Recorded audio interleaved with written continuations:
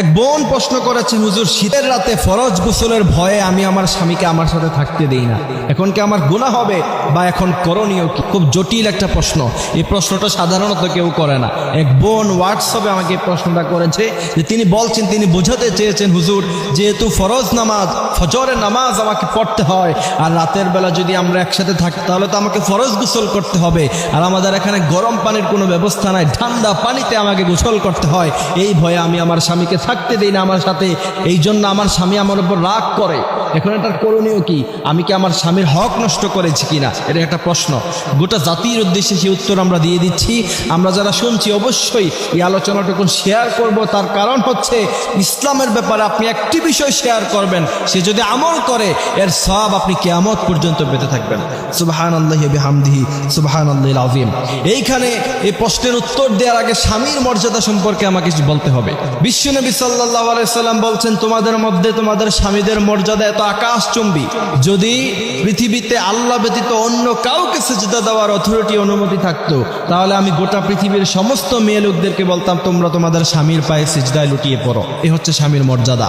বিশ্বনবী সাল্লাল্লাহু আলাইহি সাল্লাম বলছেন, তোমার স্বামী যদি তোমার উপরে খুশি থাকে, তুমি যখন মৃত্যুবরণ করবা সে যদি তোমার উপরে খুশি থাকে, এতটুকুই তোমার জান্নাতে যাওয়ার জন্য যথেষ্ট, আর সে যদি তোমার উপরে নারাজ থাকে এতটুকুই তোমার জন্য জাহান্নামে যাওয়ার জন্য যথেষ্ট।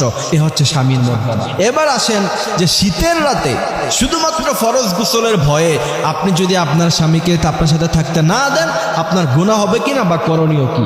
এই প্রশ্নের জবাব যদি আমি দিতে চাই তাহলে বিশ্বনবী সাল্লাল্লাহু আলাইহি সাল্লাম থেকে হাদিস এসেছে, বিশ্বনবী বলছেন, কোন মেয়ে লোকেরা যদি রান্না করা অবস্থায়, সে কিচেন রুমে রান্না করছে, এমত অবস্থায়, এটা খুব সেন্সিটিভ জায়গা, সে যদি সেখান থেকে চলে আসে আগুন ধরতে পারে, খাবার নষ্ট হয়ে যেতে পারে, খাবার পুরা হয়ে যেতে পারে, এমনও সময় যদি কোনো স্বামী তার স্ত্রীকে তার জরুরত পুরা করার জন্য তার সাথে থাকার জন্য ডাক দেয়, বিশ্বনবী বলছেন মুহূর্তের মধ্যেই সমস্ত রান্না বান্না অফ করে দিয়ে বন্ধ করে দিয়ে সাথে সাথে স্বামীর ডাকে সাড়া দাও।